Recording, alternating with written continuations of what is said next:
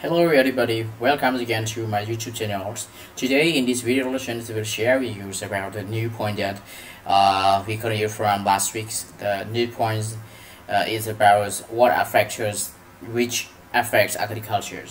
So this new point, before I let you to study this, I would like to ask you some questions. Even in revisions, the old points which you studied with me last week. So it is about inputs of farming systems.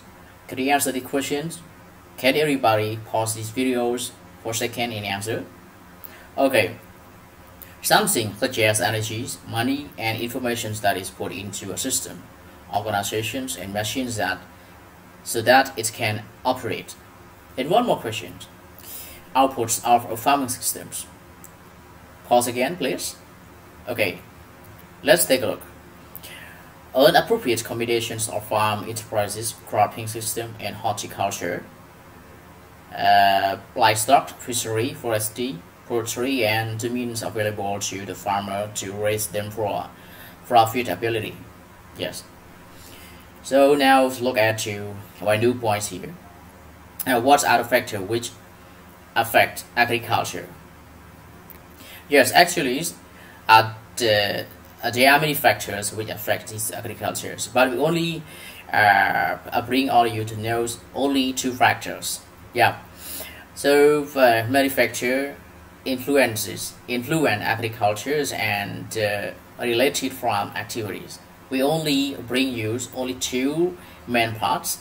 The first one is about the physical and natural factors. What are they in these main points? The first main point here, physical and natural factors. The first small point for all of you is about climate. So rainfalls, the types of crops grown are very much depend on rainfall. For example, rice grows best with an annual heavy rainfalls over 2,000 millimeters, falling during the growing seasons, and wheat needs only a moderate rainfalls of about 1,000 millimeters in temperatures latitude. And about the next one, temperatures as well important. The degrees of warmth, the durations and intensities of sunshine affect crops maturity. For example, actually in our textbook here, in Britain, which grows better in the soil where conditions are warmer, while oats prefer the cooler north. Yes. And the next one, winds. Sea breeze and light wind favor coconut cultivations along the coast. Excessive wind may accelerate evaporation and retard the growth of plants. Yeah. So now move on to this next one. Relief. Reliefs. The most ideal relief for any crops cultivation is level low land, either along the coast or in river basins, and even in the rolling interior. The levelness of the ground facilitates of the use machineries and eases the farmer's farming tasks. Farming becomes difficult in mountainous districts where the slopes exceed 11 degrees. Look at the next one. Soil with much mineral nutrients and high humus content and is well and terrain is ideal. It should have a firm but spongy structure so that there is free circulations of air and waters in the roots.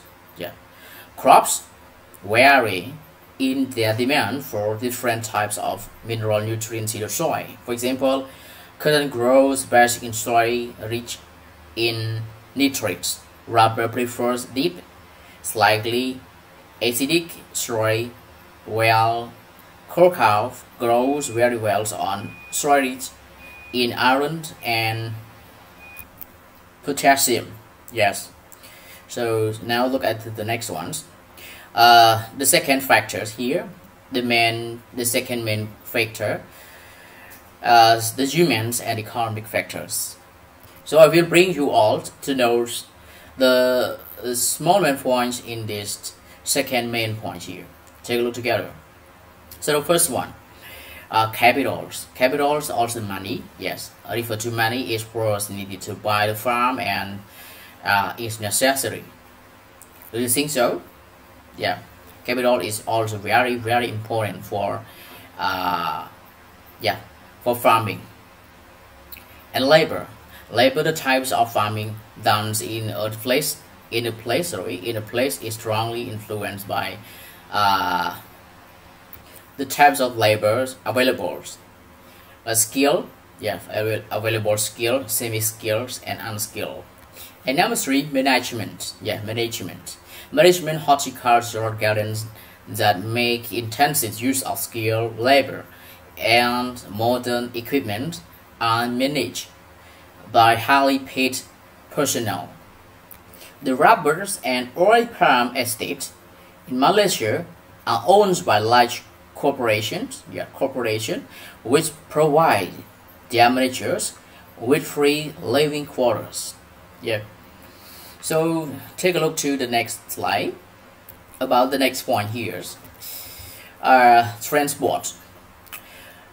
If a farm is situated far away from the nearest market, it might not be profitable to grow certain types of crops. For example, fresh vegetables in market gardens are all located near urban centers to cut down transport costs.